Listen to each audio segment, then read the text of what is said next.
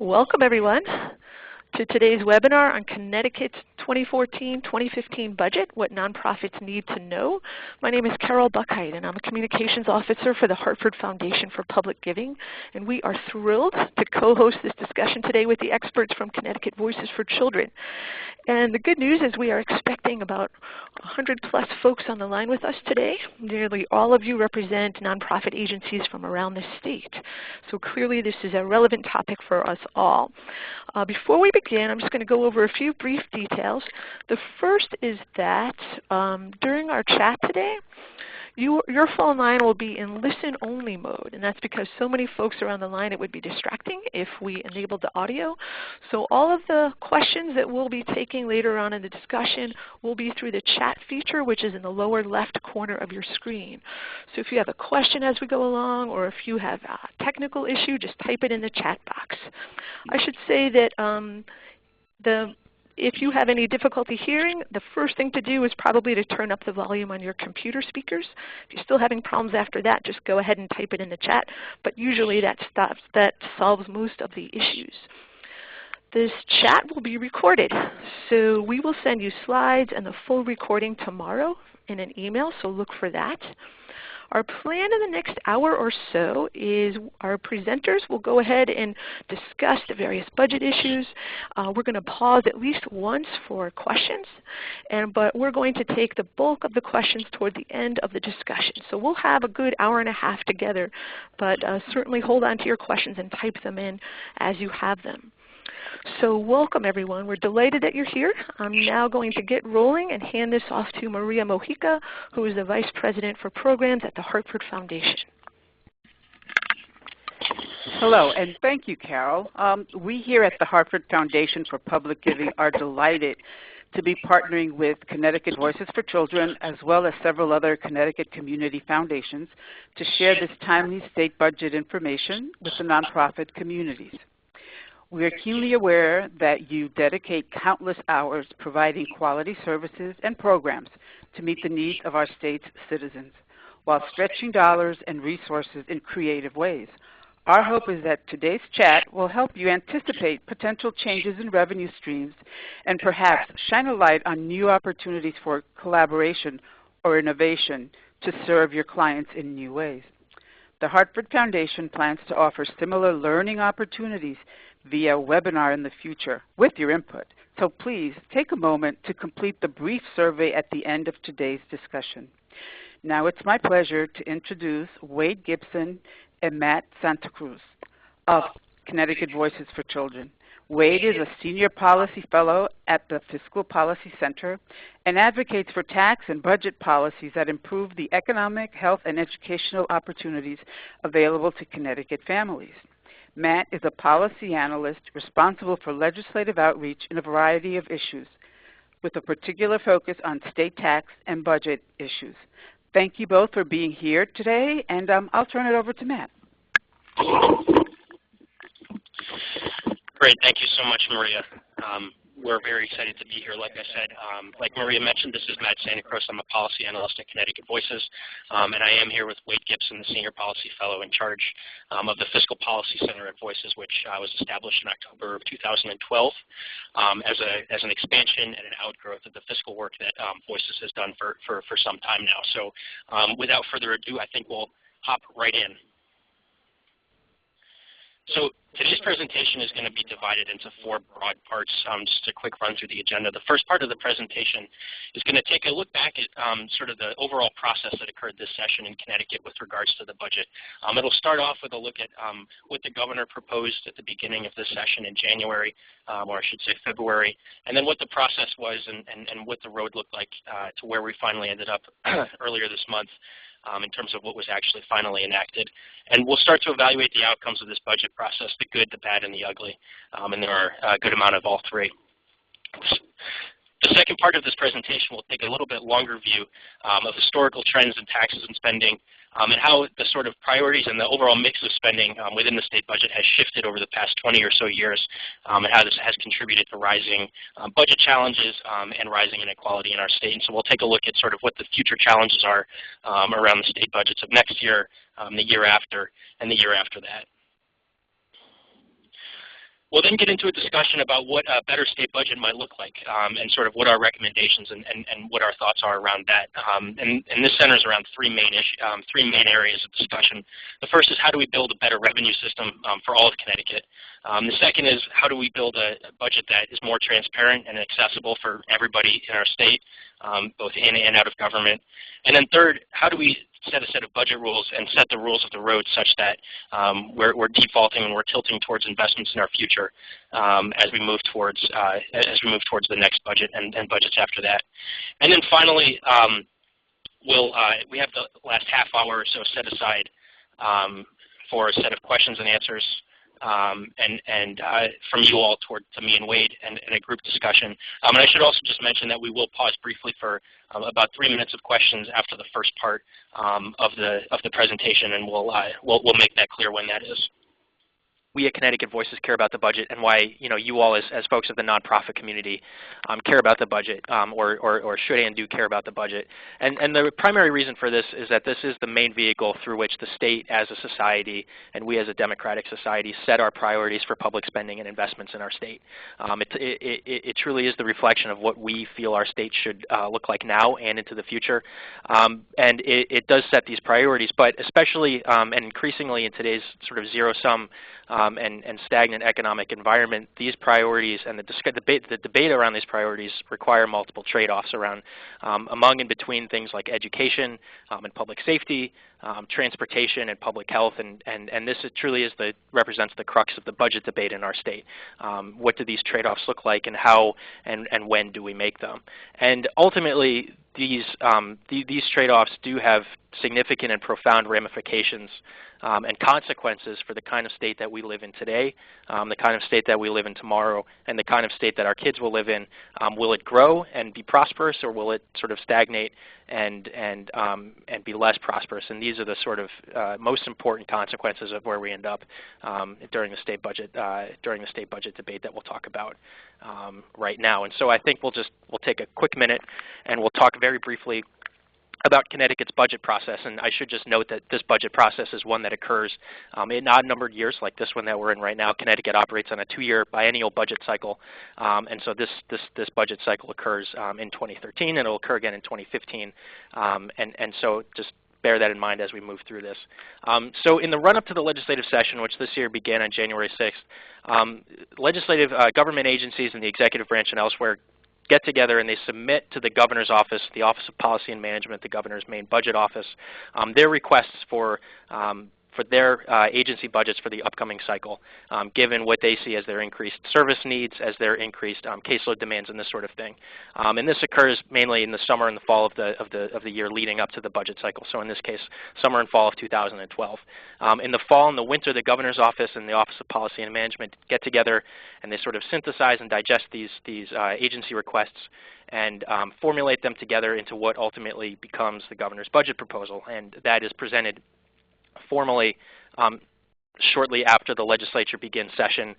This year, the governor delivered his budget message in the beginning of February, which was a few weeks after the legislature had gone into session in the beginning of January.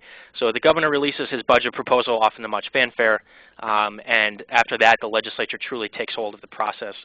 The two main committees in the legislature with cognizance over the state budget, those being the Appropriations Committee handling the spending side of things and the Finance Committee handling the revenue side of things, begin to hold public hearings in February and March on the governor's proposal, soliciting input from members of the nonprofit community, soliciting input from members of the business community, soliciting input from members of government officials and members of the general public, all of whom have an interest in what does and does not end up in the final budget. So this process, the public hearing process, wraps up towards the end of March. The Appropriations and Finance Committee will then get together as individual committees to develop and release their modifications to the governor's proposal, which often differ substantively from the governor's proposed budget and reflect generally the priorities of the legislative leadership in both the House and the Senate. So the Appropriations and Finance Committees will formally vote to approve their set of budget plans, both on the revenue and spending side, in late April.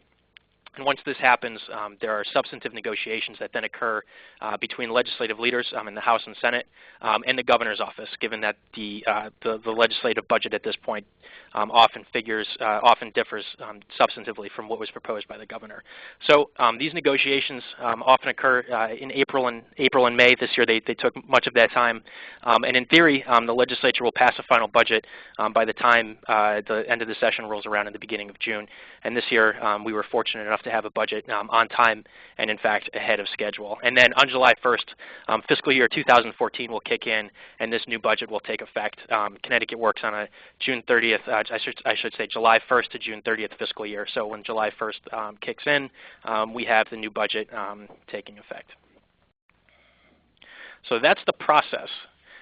We'll talk now briefly just about a little bit of context and where we were in the lead up to Connecticut's budget debate this year in 2013.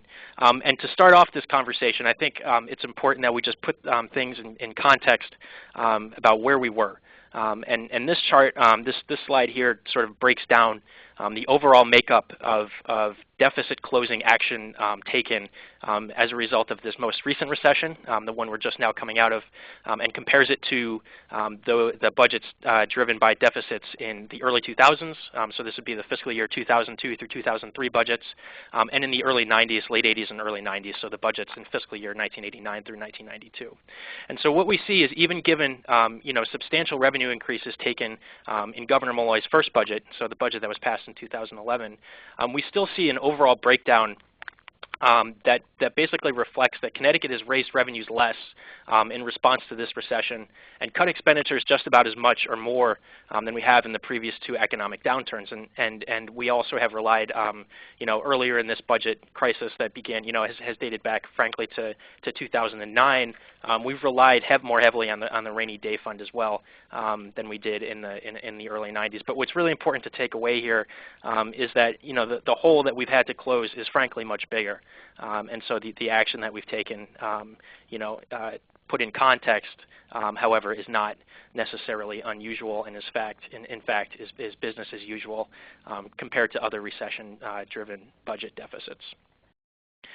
So even after that, the action taken in 2011 to balance the budget leading into 2012, when we were still very much feeling the effects of the recession, we still have had to deal with in Connecticut a relatively an economy that simply hasn't recovered as quickly as folks had expected, and as a result, revenues have consistently undershot expectations. Which has led to persistent deficits. And in addition, given that a significant savings agreement was reached with the State Employee Union Coalition in 2011, which made up a substantial portion of overall deficit mitigation, the savings that were expected to come in as a result of that deal have come in about $250 million below expectations. And we've also seen higher than expected Medicaid enrollment in Connecticut due to a consistently down economy and pretty substantial demand for health coverage, which has led to about a $250 million cost overrun in that department as well. So what we see is consistently over the preceding biennium, deficits that have beaten expectations, and as well projected deficits into fiscal year 2014 and 2015, which is the budget biennium that's coming up in July. And so coming into this legislative session, the legislature and the governor were faced with a budget deficit of about $1.3 billion, or about 5% of total spending. So just the last piece of context before we get to what was actually proposed by the governor.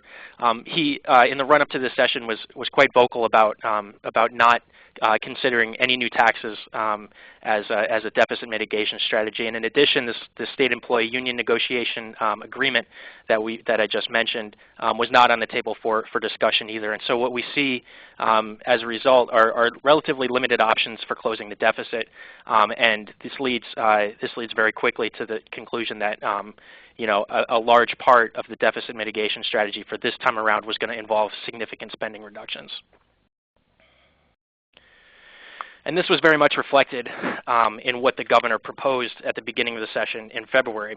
So total overall appropriations that the governor recommended totaled about $45 billion. We saw $21.5 billion of total appropriations recommended for the first year of the biennium, and about a little bit more than $22 billion recommended for the second year of the biennium, fiscal 2015. And so over the, as represented as a proportion of the current biennial budget, or the one that we're currently in, we see about 5% growth in the first year of the biennium over the current budget that we're in, but a more comprehensive way to look at this is over projected current services. And so just very quickly, the current services budget is essentially an estimate of the expenditures that the state would be required to maintain in order to keep up the current level of state services in the upcoming year. And so this estimate takes into account things like inflation, caseload, changes, population growth, and previously enacted program expansions and eliminations. And so, this is a more accurate and comprehensive measure of what the state would be required to spend in the upcoming year. And, as a result of this, we see current services spending was actually significantly cut by the governor, something on the order of about 4% in the first year and almost 5% in the second year. And so there were significant spending reductions relative to current services contained in the governor's budget. Even given these significant spending decreases over current services, there were significant increases within the state budget, a significant shift of state dollars in certain areas. And I should just note, these next few slides are going to sort of click back and forth between what was proposed by the governor and then what was enacted by the legislature. So just keep that in mind as we move forward. And again, I should also note that the next slides are not meant to be representative or sort of comprehensive analysis of all new spending and all new revenues in the budget, but they do reflect the sort of major features that were contained therein. So what we see is that there were significant new spending proposed by the governor in the area of state employee health care and pensions, and it should be noted that the state pension system is badly underfunded, and so it's not necessarily a bad thing that we see significant new contributions into the state pension system, but as we know, the cost of healthcare is increasing quite quickly as well. So there are several $100 million new dollars proposed in the first year of the biennium in that area. We also saw significant new increases in spending in the Human Services Department, given that we see, as I mentioned, increased demand for Medicaid, and as well the upcoming expansion of Medicaid under the Affordable Care Act, or National Health Reform. And then we see about $125 million new dollars proposed for state employee salaries, known as personal services, and about $83 million set aside for the state's transition to generally accepted accounting principles. In terms of what was actually enacted, relatively, the relative breakdown is the same. We see still more than $300 million new dollars enacted, appropriated in fiscal 14 for state employee health and pensions. We see about $97 million in new spending devoted to state employee salaries. Two areas that we can't quite make a dollar-for-dollar comparison between what was proposed and what was enacted were the Affordable Care Act expansion. As a result of the state spending cap, we ended up moving off the budget entirely all federal Medicaid reimbursements, and so this isn't necessarily something that we can make an apples-to-apples comparison on, and we'll talk about that in a second. And we ended up bonding a good amount of money to fund the gap transition, nearly $750 million over the next few years. So talking about the other side of the balance sheet, the tax side or the revenue side, Governor Malloy, as we mentioned, said that we're not going to have any new taxes in this legislative session, but even that notwithstanding, we did have new revenues, and here's how that broke down. Broadly, we see about $200 million that he had sought to bring in by way of significant changes proposed to the way the state funds cities and towns. We saw about $250 million in his budget out of fund transfers. These are transfers into the general fund from things like the Special Transportation Fund, things like the Clean Energy Finance Authority, and this sort of thing, and about $140 million that we sought to bring in through extension of taxes that were set to expire in 2013. The governor proposed that these be extended, and so that's a source of new revenue as well. In terms of what was actually enacted, the relative breakdown is the same, with two main exceptions. The first is that the legislature decided to reverse substantially many of the municipal aid changes contained within the governor's budget, and as a result, we see much smaller amounts of revenue brought in through those changes.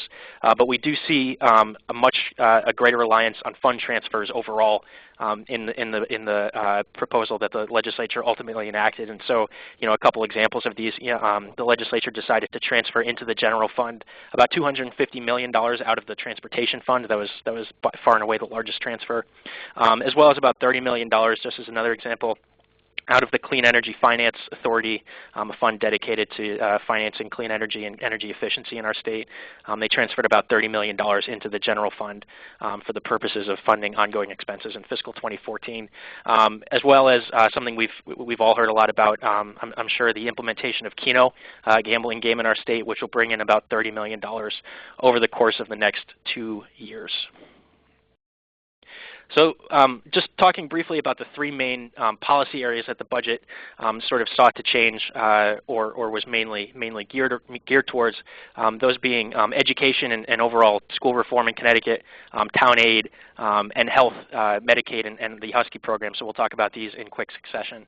The governor's budget contains significant increases in charter and magnet funding for charter and magnet schools as he continues to implement the significant education reforms contained in his 2012 budget, as well as increased funding for talent development for teachers and administrators and the Commissioners Network, which is a network geared towards support for schools in vulnerable districts in our state. It contains significant changes to the ECS grant, the Education Cost Sharing Grant, which is the main source of state aid to cities and towns for education, which would have resulted in many towns receiving more ECS funding and no town receiving less ECS funding. However, it was a concern that many of these proposed ECS increases did come at the expense of cuts to other sources of municipal aid, things like school transportation and pilot for state property and this sort of thing. And it also laudably created the Office of Early Childhood in his proposal, which is an office that would better coordinate educational opportunities and programs for kids 0 to 5, which is something that voices and others in the early care advocacy community have devoted many years to.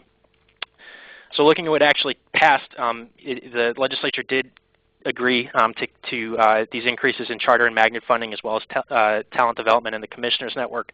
However, there were much smaller changes made to the ECS grant in terms of the actual formula. Again, still many towns, most towns in fact, did receive more ECS funding, and every town was held harmless. But these new ECS dollars did not end up coming at the expense of these other cuts to municipal grants, which were reversed, and we'll talk about that in a second.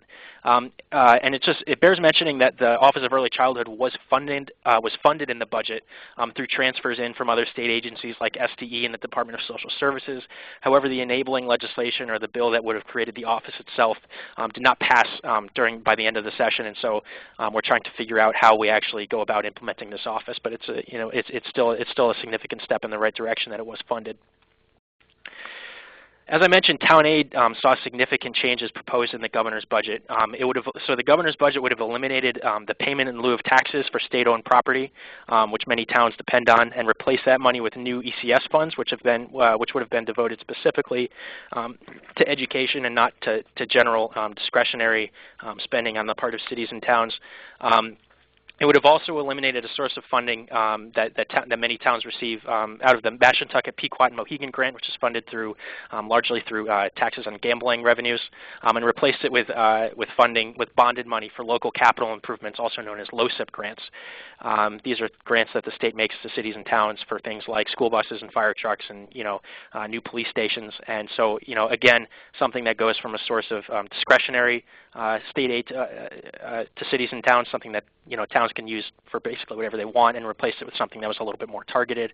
And it also replaced manufacturing transition grants and municipal revenue sharing account grants, and reduced funding for public school transportation, and significantly eliminated the town's ability to tax cars valued at under $20,000. And this last provision alone would have resulted in a cut of about $600 million to cities and towns, and so this was met with a good amount of resistance from those folks. In terms of what actually ended up passing, the quick answer is not much in this area. The state, or sorry, I should say the legislature restored the pilot for state-owned property.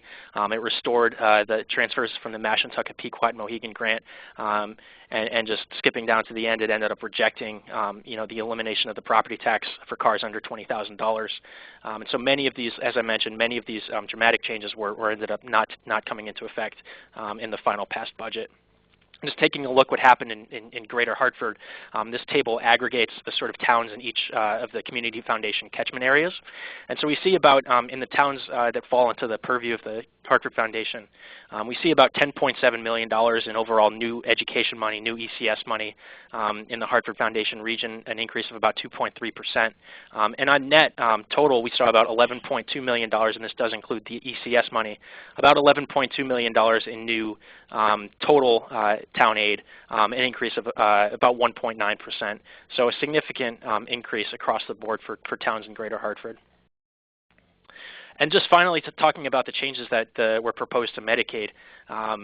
So the governor proposed that Medicaid or Husky coverage for parents with kids in the state's Husky Medicaid system would be phased out and eliminated if they fell between 133% and 185% of the federal poverty level. So folks for a family of four with incomes of about $31,000 to about $43,000. And this would have required them to purchase private health insurance through the health insurance exchange, under which will be implemented in January under the Affordable Care Act. But there were significant concerns with the levels of cost sharing required, paying for things like premiums and co-pays, which would have been assessed on a sliding scale. But these parents have been previously accessing free health care coverage through Husky, and so there were significant concerns with the cost requirements under this program. And the governor also moved forward with the full expansion of Medicaid for low-income adults between 56% and 133% of the federal poverty line, something that's optional under the Affordable Care Act, National Health Care Reform, but is a really good deal for Connecticut given that there's 100% federal reimbursement for this program for this first 3 years of the expansion, and phasing down only slightly to 90% federal reimbursement. So after that, and so the federal government will be picking up the vast majority of the cost for this expansion, and it's a step in the right direction. So the governor won one and lost one when it came to Medicaid. The legislature ended up rejecting this elimination of Husky coverage for parents between those 133 and 185%. We'll be maintaining current levels of coverage and benefits, which is a good thing. And it also moved forward with the full expansion of Medicaid for low-income adults. And so we expect to see many thousands of people covered once the expansion starts to kick in 2014 at very minimal state cost, which is a very positive development. So the spending cap played a significant role in this year's budget debate, as I'm sure many of you have heard, mainly due to the large influx of federal funds that would have been coming into the state, that will be coming into the state through the Medicaid expansion. And so just very quickly, the legislature ended up removing the federal reimbursement for Medicaid from the spending cap entirely for the purposes of the cap calculation. This essentially removes these federal dollars from the appropriations process entirely. We have concerns about the transparency around this. It's relatively unprecedented in Connecticut and relatively unique among states. And as we'll talk about a little bit later on in this presentation, Connecticut should really revisit some more permanent structural reforms to the spending cap as soon as we can. And so just to finish out this section, we'll just go quickly through the good, the bad, and the ugly. In terms of the good things, this budget gets many of the big things right, and the governor and key legislators have said this repeatedly. It does maintain funding for key priorities, but we have some concerns about the way it went about doing that. So the good things, like we mentioned, it maintains Medicaid coverage for parents up to 185% of federal poverty. It holds the line on the proposed EITC reduction that the governor put forth in January, but it does fully restore it by 2015. This is a tax credit geared towards low-income working families. It funds the new Office of Early Childhood, although it doesn't implement it or create it technically through legislation. And it does, as we mentioned, increase overall funding for K through 12 education, although these increases are conditional for some lower income districts and towns. sorry, skipped ahead. So the bad things are as follows. It does rely on hundreds of millions in borrowing to balance, as well as several hundred million in additional money in fund transfers and one-time revenues. And so there's issues with the sustainability of this budget. And we see this especially in the large projected deficits in the coming years. In the year immediately following this budget cycle, so fiscal year 2016, we see a deficit on the order of about $600 million and deficits approaching $500 million, approaching $600 million in the years after that. As I mentioned, it replaces the municipal transfers through the MRSA account with some new bonded money, and it does borrow about $750 million to finance the gap deficit. So these are not necessarily structurally sound budget techniques. And the ugly, it deepens, as I mentioned, these existing structural deficits by delaying the implementation of generally accepted accounting principles. It delays the repayment of debt that we've been carrying forward since 2009, increasing interest costs in the future by $45 million. We see significant cuts to hospitals, and although we're not sure what the ultimate impact of that is going to be, it does figure to impact community foundations and their surrounding towns somewhat immediately. And as I mentioned, it avoids needed reforms to the spending cap that, again, Wade will talk about very, very shortly. And just lastly, it uses $220 million in current year surplus to balance the fiscal 14 and fiscal 15 budgets, another instance of a sort of unsustainable one-shot revenue source. And so I'm going to pass it over to Wade, who is going to pick up from here.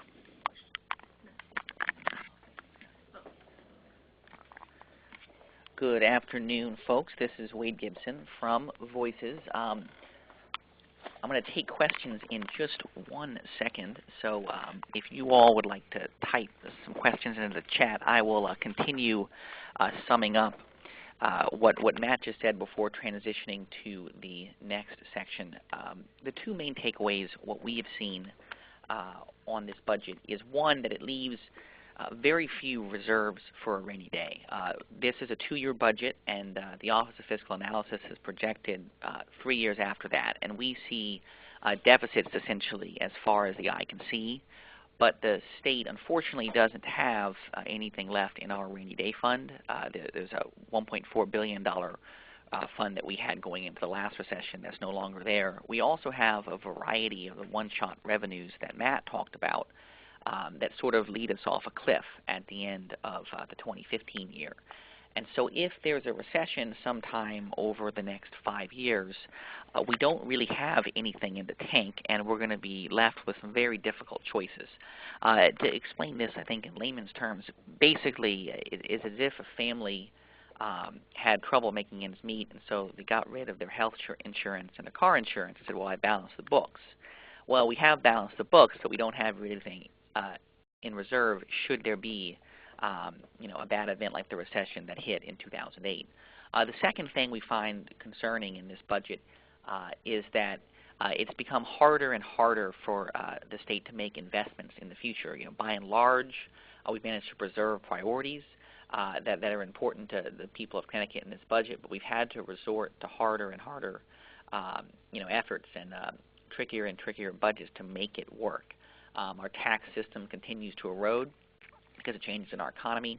And as I'll get to in a second, the costs of health and pension and debt service continue to rise, making it harder for us to sustain investments that are going to grow our economy and improve our state going forward. So before I move on to this second section, I'd like to answer two folks' questions. The first is, what is MRSA? That is the Municipal Revenue Sharing Account. You all, if you really like budget policy, may remember that 2 years ago we increased the sales tax and also increased the real estate conveyance tax, and we took a portion of these dollars and we gave them to towns as a way of revenue sharing, because in Connecticut we have a really unequal split of revenues between towns and cities, and previously, towns in the state, and previously towns were reliant pretty much just on the property tax, and so we diversified their revenue stream to give them a little bit of freedom from that, and what we've done is taken that away. So now those funds just flow to the state. The second question, is from Helen. She's asking how much of Medicaid is for nursing homes. So just as a little bit of background, Medicaid covers both low-income children and families as well as so-called long-term care nursing homes. And as a matter of fact, the most expensive part of Medicaid is for nursing homes. So long-term care is about 3/4 of all Medicaid spending in the state, but it only represents about 1/4 of all the people in the Medicaid program. So the vast majority of people in Medicaid are kids and families. They're relatively affordable to cover. Most of the money, on the other hand, goes to a relatively small population of folks in nursing homes, which often cost $100,000 or more in a year. It looks like we have a fair number of questions. I want to ask folks to hold off, and we're going to continue with the presentation. And I promise at the end we'll have more than enough time to get to your questions. I want to switch now from talking about the vulnerability of the budget just passed and provide a little bit of context to look at how budgets have proceeded over the past 20, 25 years, and then try to project forward and show how the trends that we're seeing today can affect our state's economy and our budget going forward. Like I said just a second ago, we're concerned that Connecticut doesn't have very much at all in the tank should there be another downturn.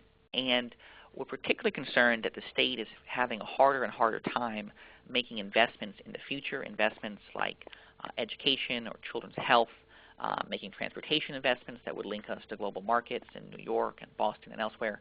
And then if we're not able to make these sorts of investments, which other states and other countries in the world are making, that Connecticut risks slipping further and further behind. We've already had some very, very bad economic performance.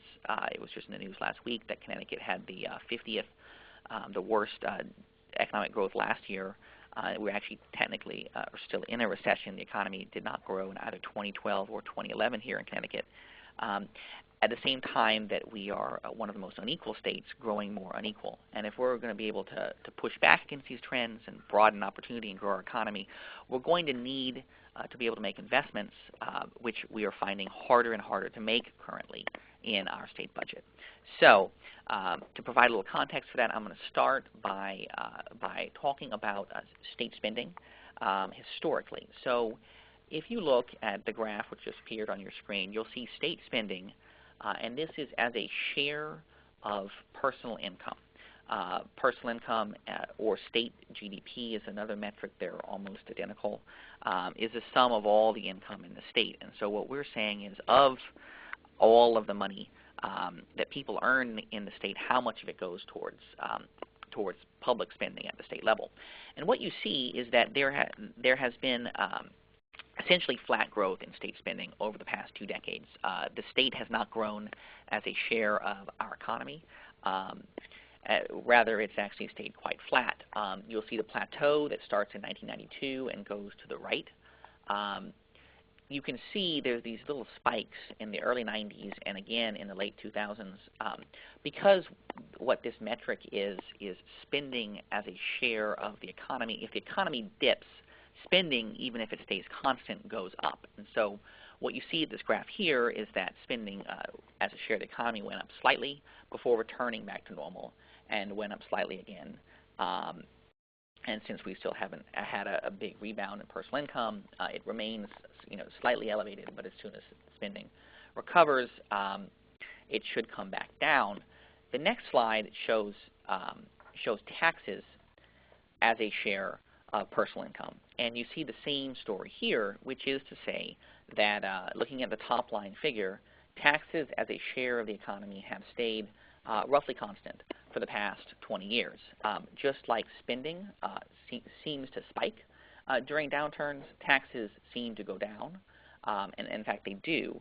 The personal income tax and the corporate business tax particularly are actually more volatile than the economy. So if our economy shrinks 5%, the income and the corporation business tax may shrink 10 or 15%, and that's what we see. That the state has had essentially flat revenues.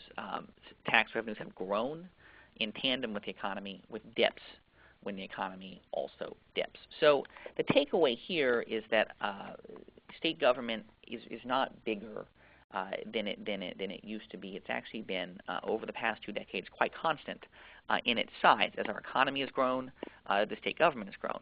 But while the overall size of spending and of taxes have remained constant, the composition of them has changed substantially. And that's what the next slide here shows. This shows, these bars show the 5 biggest areas of state spending: human services, education, non-functional, health and hospitals, and corrections. And each of these is a percent of spending. So each of these represents a slice of the pie. And you can see the dark blue bar shows 1992. The lighter blue one shows 22 years later, fiscal year 2014, which is due to start in a couple weeks.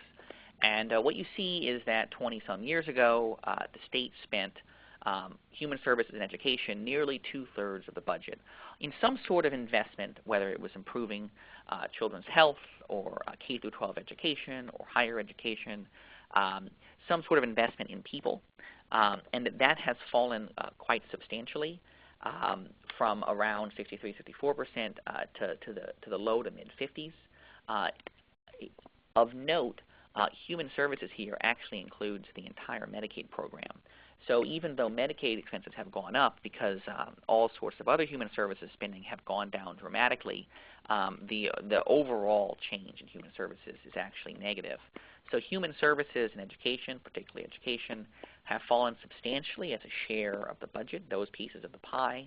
And the so-called non-functional category has increased substantially. The non-functional category represents various kinds of, mainly, various kinds of debts that we owe, obligations we accrued in the past for debt service, pensions, or state employee health care that we didn't adequately fund, or that we borrowed substantially in the past that we now have to pay. And so our past obligations have come to increase substantially from 16 to about 21% so far of the budget.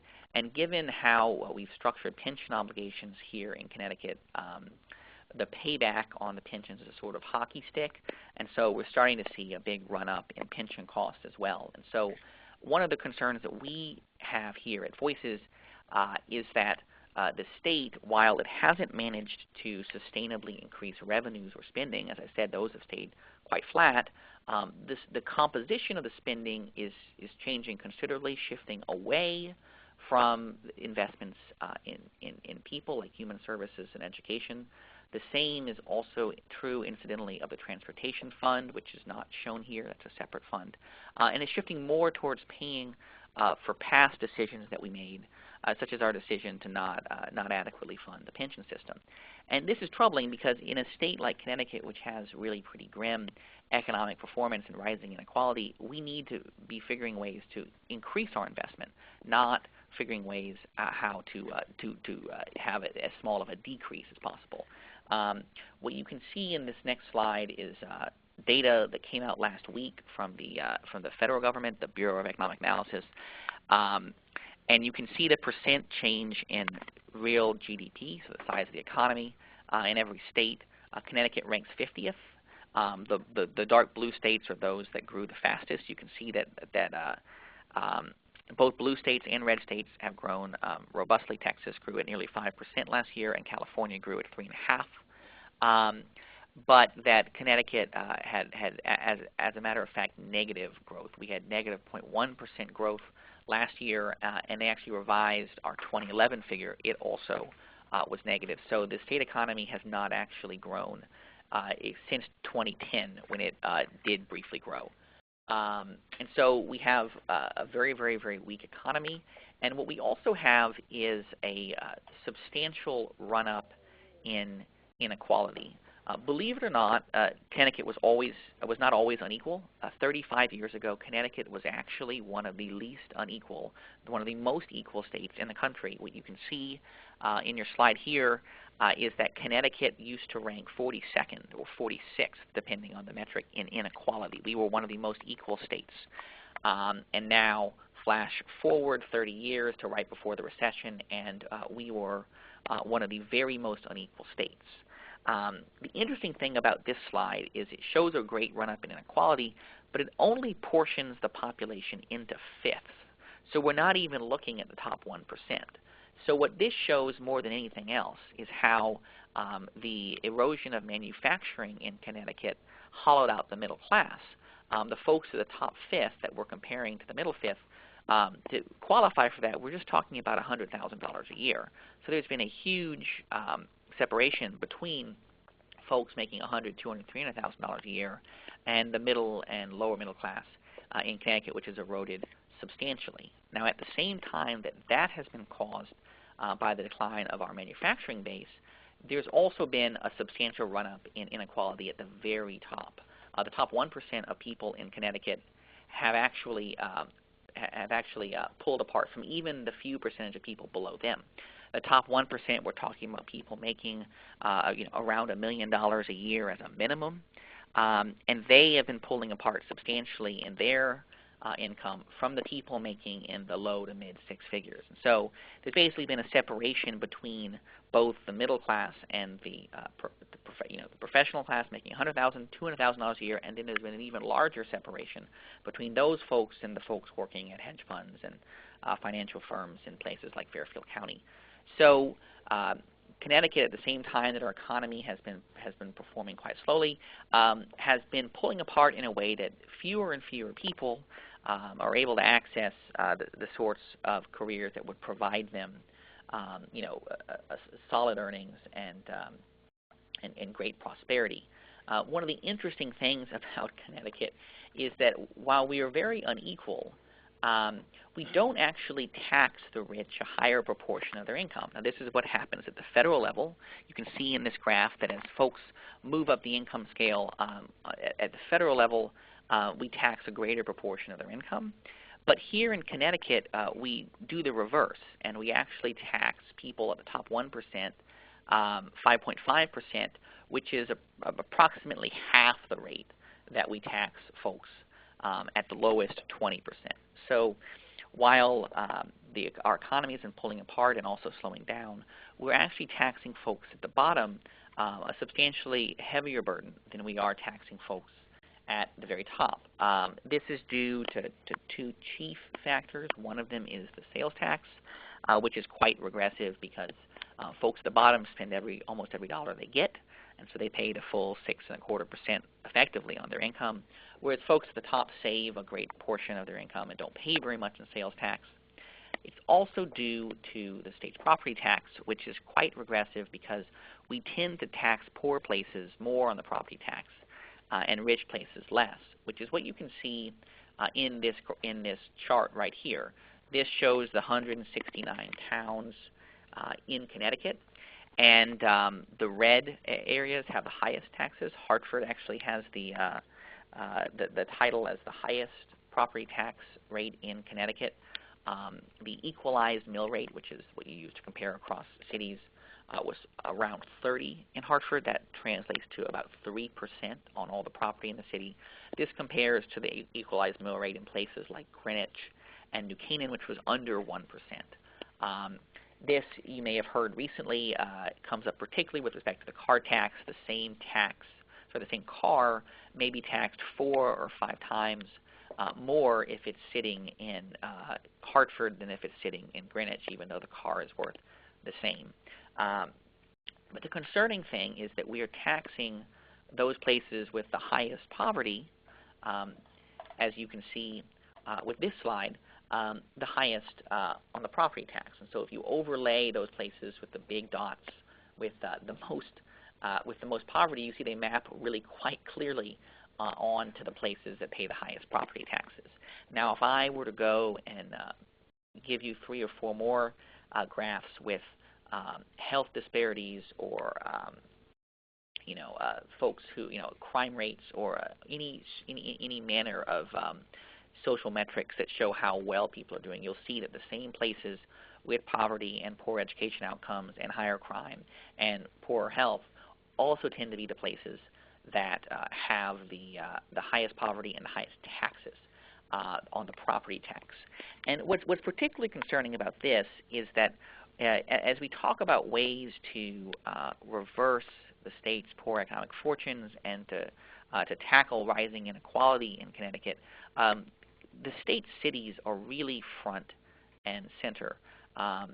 Connecticut, like our neighboring states, is a post-industrial state. It used to be that the majority of our workforce worked at places like Colt and Remington and Winchester and Pratt & Whitney, and that's simply no longer the case. If we look at places like us, like Massachusetts and Rhode Island and Michigan and Ohio and Pennsylvania, and we say, well, how did you bounce back? The places that bounced back, the Pittsburghs and the Providences and the Bostons, bounced back on the strength of their cities. The economy these days, as you probably heard, is a knowledge economy where concentrations of smart, talented people, dense concentrations of people, are the areas that grow the fastest. Places like Pittsburgh turn around because they have world-class medical schools and universities, and they're able to combine all these folks in a really dense place where they want to live. And this is true not just in the former industrial states, but in places like Washington and Austin and San Francisco and New York.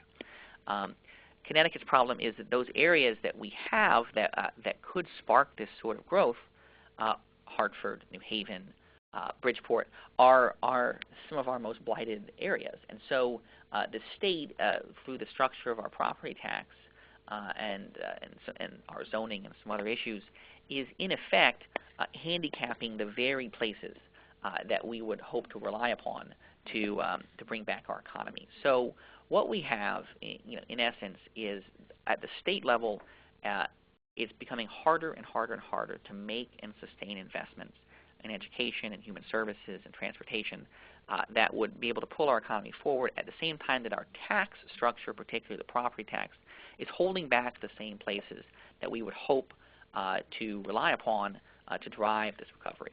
So the question then becomes, what can we as a state do in the budget to reverse this? How can we improve the situation and figure a way to make the sort of investments that can improve our children's education and health and make them more productive citizens? How can we link our families and businesses more closely to the global economy, to places like New York and Boston where there are jobs? What we have right here on the slide are our three priorities to do so. The first one is a sustainable revenue system. So we need to figure a way to bring in state tax revenues in a way that's predictable and that doesn't erode over time. Second, we need to have a transparent budget process so that we can, first of all, make sure that we're spending state dollars as effectively as possible, given that over time these dollars are going to become rarer and rarer and more precious. We need to make sure we're getting a maximum bang for the buck. And we also want to do it in a way that people trust where their tax dollars are going, so they continue to support the vital public investments the state's going to need to make to be able to pull us out of the course that we're currently in.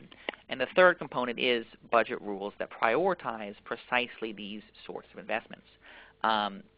Just to use a household budget analogy right here, you often hear from personal finance experts that what you ought to do is pay yourself first, that you ought to save and make sure that you've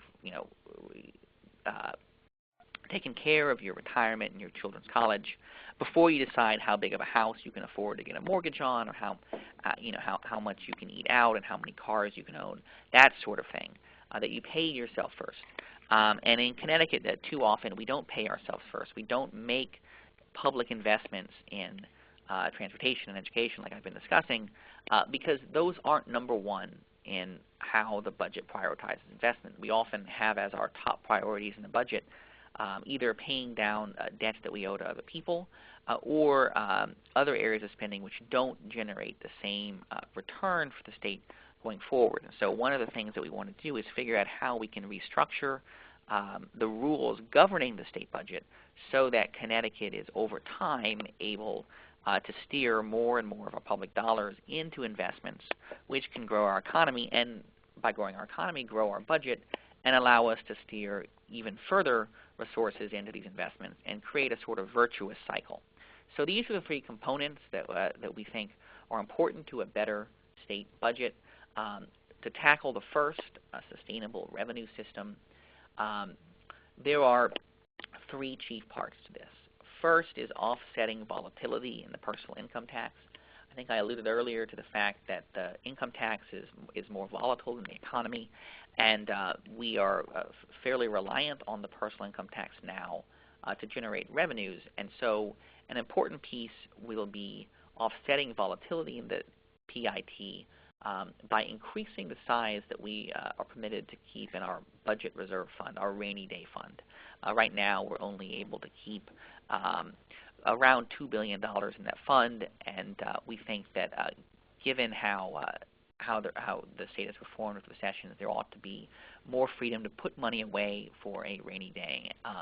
We would have, without the current cap that we have, been able to have had even more in a rainy day fund when the last recession came, which would have allowed us to avoid some substantial cuts and tax increases. A second thing is to reverse erosion in business taxes and the sales tax. Both of these taxes have been eroding sort of naturally because of economic factors, not because of state budget decisions generally. The sales tax erodes year after year after year because our economy has shifted away from a goods-based brick-and-mortar economy increasingly to a service-based online economy, which is generally not taxed. And so as this has occurred, the sales tax naturally brings in less and less every year, which means, in effect, that citizens get a tax cut every year on the sales tax because of changes in the economy. Less of what they buy is taxed. Business taxes have eroded for two chief reasons. One, because the state has changed the state's economy has changed from being reliant on traditional C corporations like Coca-Cola to more alternate corporate forms like LLCs and S-corps, which don't pay corporate income taxes. They actually pay taxes on the regular personal income tax. There's also been an erosion in the business tax because of conscious state actions. We have written certain loopholes into the tax code, often to benefit a handful of companies, but the benefit may go to a whole lot of other companies as well, sort of unintentionally. We've also created specific tax credit programs to encourage economic development and other things. And on some, these credits and loopholes, along with the growth of non-traditional forms, have led to a pretty substantial erosion in the corporate business tax. And so we think the state should work to reverse erosion of both of these taxes by broadening the sales tax base to include more services, and we could even lower rates with a broader base, and to close some of these tax loopholes and scrutinize these tax credits more closely to make sure that the dollars that we spend on tax expenditures, tax credits, and the like are going to the highest and best use. And so there's often a volatility in income tax, reversing the erosion of these other two taxes, and then working to reform the state's property tax, which I explained earlier is quite regressive and handicaps the very areas that we will rely upon if we're able to turn around the state's economy. Now, as we do this, it's important that we increase transparency in how the state budgets. One of the key things that we're very pleased about this session is the passage of so-called tax incidence analysis. This basically is where the state looks at how much we charge people and businesses, depending on how much those folks make and how big those businesses are in taxes. It is often the case that the state actually taxes small businesses more heavily than big businesses. As I said earlier, we actually tax poor people more heavily than rich people very often. By doing a tax incidence analysis, which was just passed last week in the legislature, the state will be able to get a better sense, and citizens will be able to get a better sense of who actually pays what in taxes, and that will help us begin to reform our tax code so that it's more efficient and more fair. Along with that, we think it's important that the state do a better job of reporting how its economic development programs, investments that we make through tax credits or exemptions or grants in companies. You may have heard of the governor's First 5 and Fast 5 programs that have provided subsidies for companies like ESPN. We want to make sure that when we spend dollars on programs like these, that they're going to the best use possible, that those dollars couldn't be better used elsewhere, given how scarce dollars have been proving these last few years in the state budget. And then finally, as we look at steps that would make the budget more transparent, a question that we have is whether government data generally should be posted online, with the exception of things that would have personally identifiable information. Should the default be government data are reported online by agencies so that advocates and citizens and other concerned individuals can have access to it and make sure that the dollar is being spent as best as possible. And in areas where the state doesn't have the manpower to do analyses, where private citizens or reporters or advocates like folks at Voices can step in and do those analyses. We understand that there are areas where the information should be protected because it's personally identifiable, health records and the like. But as a general matter, much of the data the state has, which agencies provide when requested, could actually be placed proactively online and increase transparency considerably.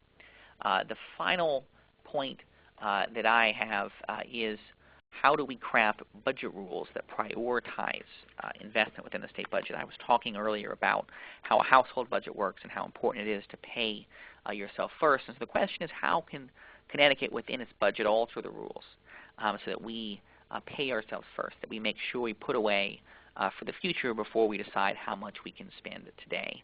And this is an area that we are starting to explore more deeply at Voices, and so we have some tentative ideas. I would love to get you all's thoughts in the Q&A section coming up in just a second. But a few ideas we have are, for example, defining primary education under the state constitution to begin at age 3, which would create a duty at the state to figure a way to provide universal access to high-quality preschool education for every child in the state. Quality preschool is one of the most reliable investments you can make as a government. The President mentioned it in his State of the Union just a few months ago. How can Connecticut lead the nation in providing universal quality preschool to all of its children? Another idea would be to protect the transportation fund against raids.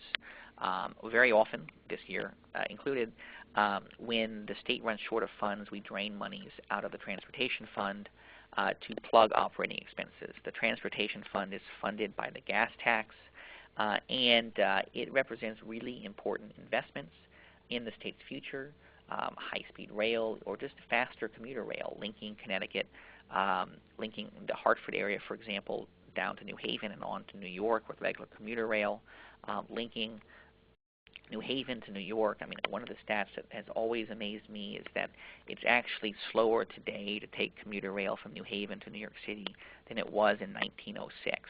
And the question is, how can we funnel more and more dollars into transportation so that we have a faster, more reliable transportation system? Well, it starts by making sure we don't take money out of the transportation fund in downturns like the one that we're in now.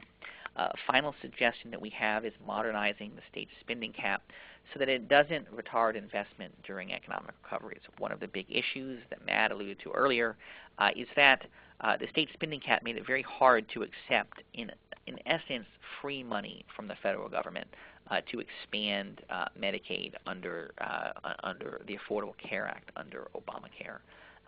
Our spending cap, because it takes a 5-year lagged average of growth in the economy, after deep downturns like the one that we're in, there hasn't been very much growth, and so the spending cap only allows very small increases in spending as the state's beginning to recover from a recession. This is the time the state should actually have the most leeway to be able to spend, because the state can help pull the economy out of the downturn and also restore the cuts that we made during the recession. And so modernizing the cap to use a longer time span instead of just the 5 years would smooth out the volatility in the spending cap and allow the state to continue making investments during economic recoveries. So our 3 points, just to recap, to make a better state budget are a sustainable revenue system, a transparent budget process, and budget rules that prioritize investment. And so I'm going to turn you over back to Matt. He's going to finish up here, and then we're going to do a question and answer session. But I've really appreciated the opportunity to talk to you all, and I look forward to your questions. Here's Matt. Thanks, Wade. That was great. So just very quickly before we jump into the questions and answers, folks, we just want to talk very quickly about what you all can do as engaged members of the community and engage, nonprofit leaders and community leaders. And so many of these, I'm sure you've already, you've already taken part in. But mainly, and the first thing is to stay engaged and stay up to date. Newspapers and online news sources. Connecticut's got a very rich and emerging nonprofit news community. Things like the Connecticut Mirror, the New Haven Independent, Connecticut News Junkie are all really great and exciting new models for news and up-to-date information on what's going on with these issues. Connecticut Voices does have a pretty significant e-notes list, sort of a weekly email listserv that goes out with sort of real-time updates about what's going on at the state legislature, what's going on with Connecticut Voices and other nonprofits around the state, as well as our Facebook and Twitter feeds, which are even realer-time updates. We also like to encourage folks to sign up for your local legislators' email newsletters, whether or not you vote for them. These are folks that are really in tune with what's going on at the legislature and interested in engaging you all as citizens in these issues. And then the next step is get involved.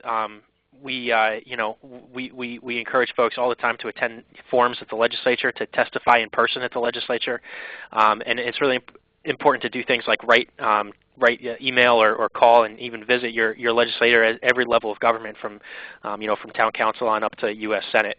We're all in this together, is what we like to say at Voices. This is sort of our guiding ethos, and so it's really important that we engage one another, our friends, family, and neighbors, in a really substantive and informative discussion about this stuff as we move forward. So with that, we have a couple questions that have popped in already. The first one, and I'm assuming many folks have a similar question, is will this presentation be available later? And the answer is yes. That we'll have the presentation online on both the Voices website and the Hartford Foundation website. So fear not. We had a question a couple minutes ago about the ECS changes that we had mentioned and what kinds of towns that this would impact. The answer is most towns. Like we said, something on the order of 120 towns did see an increase of some kind in overall ECS funding. But it really is going to impact the towns, the 30 towns that are in what are known as alliance districts. These are the 30 sort of lowest performing or school districts in our state, which are seeing substantial increases in ECS money. The one concern that we have about this is that many of these increases may or may not be conditional on towns implementing a certain set of education reforms, and so we're monitoring this very closely. But the sort of 30 lowest performing, which are often lowest income school districts in Connecticut, I think Hartford. Certainly an alliance district, Windsor, Manchester is an alliance district, East Hartford as well. So these sorts of towns are the ones that are really getting, these are the towns with the greatest need and are in fact are seeing the largest ECS increases. We had a question about sort of where these large deficits will leave us in the future, whether or not we'll be more vulnerable, and how that's going to affect us. And for that, I can turn that question over to Mr. Gibson. I think we mentioned briefly earlier, and I'll expand upon it here, that we don't have much of reserve over the next 5 years, at least, in this state budget, should there be any recession. And so sort of a bit of the voodoo of budget projections is we say, the state says, well, if the economy grows 4%, then we're going to have this much money and spend this much money, and the difference will be such and such deficit. What that means is we have projected deficits in the 3 years after this budget on the assumption that the economy grows, and actually that it grows rather robustly. So should the economy grow more slowly, or should the economy actually fall into recession, the state will not have $500 or $600 million deficits, but have 1.5 or 2 or 2.5 billion dollar deficits. And that's the real concern that we have, is that it doesn't even take a recession to place the state budget in a bad place. It actually could just take slower than expected growth. And I should add that over the past 5 years, we've had slower than expected growth every year. Another question that Sherry asked was, what does the governor propose to help businesses in the state? So the governor's chief focus to help businesses in our state has been a variety of economic development programs managed by the state's Department of Economic Development. This includes First 5 and Fast 5 and other programs that provide tax credits, subsidies, or exemptions or grants to particular companies to bring them to the state. So we will, or to help them expand in the state. So for example, we've given funds to ESPN to expand its operations. We've given money to Alexion, which is a pharmaceutical company down in New Haven, to move its operations from, part of its operations from Cheshire into New Haven. We've also brought companies in from out of state. The challenge with these programs is it only helps one company. And that often the companies don't do exactly what we would like. So in the case of ESPN, they've received tens of millions of dollars in state funds, but then they're laying off workers. And so one of the things we think is very important, rather than helping individual companies of the thousands of companies in the state, that the state work on the fundamentals for prosperity, that we improve our workforce and make it even more educated, that we improve our transportation network so that we are even more closely linked to the global economy. I think often what you hear is that Connecticut is a very expensive place to do business, but expensive does not necessarily mean bad. To use a metaphor I like to use, BMWs are very, very expensive cars. But the consensus out in the market is that they're worth the price they charge, and so people buy a lot of BMWs. Lincolns are actually somewhat cheaper than BMWs, but very few people buy Lincolns. And the problem with Lincolns is not that they're expensive, it's that they're not worth the price that they charge. And so it's not a question of price so much as it's a question of value. And the problem Connecticut often has is that we are an expensive place, as is Manhattan and as is Boston, Massachusetts. But we often are not perceived as worth the value, the price that we charge. And so the question is not how can we become cheaper, but how we can become better. So this is at the point at which you say, well, how can we make our workforce more educated? How can we link ourselves more closely to the major airports in New York and to the major corporate headquarters in Manhattan? How can we make our cities better places to live where young people want to move in and start a family?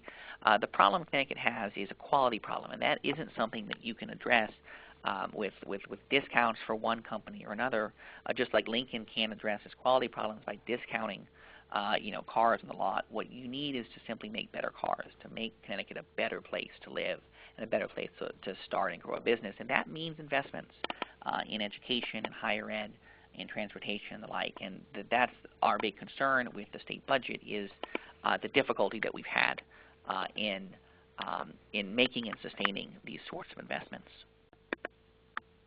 I'd like to pass it on to Matt to answer a couple more questions. Thanks, Wade. We had a question from Samantha about the cuts to hospitals, and before we get to that, we have a ton of good questions coming in, but keep them coming in. We have about 15 more minutes for questions, so if you have questions, any and all, there's no such thing as a bad or stupid question. We'd really love to hear from everybody, so keep them coming in. So Samantha had a question on whether or not we can elaborate on the cuts to the hospitals and where the community might feel the impact of these cuts. So what I'll say about that very briefly is that we're just not sure. It's something that was certainly a defining feature of this budget, and it was subject of a pretty spirited debate on both sides of the issue. But we just don't know. What is true is that hospitals figure to see a significant influx of newly insured patients as a result of expansion of insurance under the Affordable Care Act and National Health Reform and the expansion of Medicaid that we'll see. But it's unclear to the extent it's unclear to what extent that'll offset these cuts. And in terms of where the community might feel the impact, it's definitely something that we're going to keep an eye on. But it's something to be talking to your legislators about, because and folks in the healthcare community really have a keen sense of how and when that's going to happen. So we had a question from Erica on what happened to financial aid and higher education in the state budget. So I guess that's a two-part answer. The first is that we did see small cuts to overall operating grants to the state's higher ed institutions from UConn on down to community colleges and all the state schools in between the so-called CSUS system, Southern, Central, Eastern, and WestCon. But we also have seen at the same time significant increases in sort of longer-term invested money in places like UConn and to some extent in the CSUS system. The governor announced his 21st Century UConn initiative, which is an initiative geared towards really beefing up the ability of the university to be a leader in science, technology, engineering, and math, increasing enrollment and increasing sort of infrastructure construction over the next 10 years. And it truly represents a real forward-thinking investment in the kinds of things that, as Wade was mentioning, will truly make our state a higher value place in the years to come. I think, we would all like to see a state university that is not only accessible and affordable to folks in our state and that, educates our kids and keeps them here in our state, but it can also compete, with the California university system, with the, Virginia and Michigans of the world and be a real true top-tier state university that leads our state into the future. And at the same time, it's important that we sustain investments in community colleges. We know that community colleges and the CSUS system serve thousands and thousands of kids, many of whom do stay in our state for their entire lives, and so it's important that we're adding value in those areas as well. So it's something that we're watching very closely. But the short answer is that there were small cuts in some areas and investments in other areas. So I can hand it back over to Wade. We had a question from, let's see, I think we had a question from Kristen on the overall overall impact of nonprofits, and I think Wade is well equipped to talk about this question as well. Thank you, Matt. And so I think the biggest impact that this budget will have on nonprofits in the state is in the people that the nonprofits themselves serve. And so when the state isn't able to sustain investments in the economy and isn't able to get the economy growing again, what you see is that there will be more and more need for nonprofit services. At the same time, the state doesn't have very much left over to provide cost of living increases to the nonprofits themselves. I think the folks on the phone are unfortunately probably very familiar with the situation of more and more people in need of the vital services that they provide, but less and less from the state forthcoming to help that. And unfortunately, this budget doesn't change that markedly. And in fact, the state is at real risk if we should slip back into recession of these trends being in fact aggravated. Another question that we had was the effect of this budget on towns. This budget had a lot of attention on towns. When the governor proposed it in February, the Connecticut Conference of Municipalities came out, as well as the big city mayors, against many of the provisions. What the budget, as proposed by the governor, originally did was essentially repurpose dollars that the state sends to towns and instead send those dollars towards the education side of those cities' budgets. They effectively earmarked dollars that were already going to the towns to pay for specific educational initiatives, which would actually cost the towns additional monies. And so it placed the towns in a pretty bad bind, both having to maintain their operating expenses and also pay for new opportunities in education. Now this, as it happens, was largely removed by the legislature, so this budget leaves towns, by and large, fairly harmless. A problem that we are concerned about, however, is that this budget includes a variety of borrowing measures to pay for state support for towns. And should the state encounter problems borrowing, or should the state have a downturn in a couple years, these would be particularly vulnerable to cutting because they are effectively on the state's credit card. And so I think that is all of the questions that we have here today, but I really appreciate all of you all tuning in and listening to us, and we look forward to hearing you all in the future. I'll let you know that you can also reach out and contact either Matt or myself at Connecticut Voices for Children. Our website is ctvoices.org, and you can email myself at wgibson@ctvoices.org and Matt at msantacroce@ctvoices.org. You're welcome to call us as well. Thank you all very much for participating today. We hope you got a lot out of our chat. We'll also be sending a follow-up email tomorrow with the recording of this chat and also responses to any of the questions that we couldn't answer today. This email will also include the slides that you just watched. One last thing, in a moment, we'll have a 1-minute survey that we'd really appreciate you all to fill out after today's chat. Your feedback is invaluable. Thank you all very much, and have a good afternoon.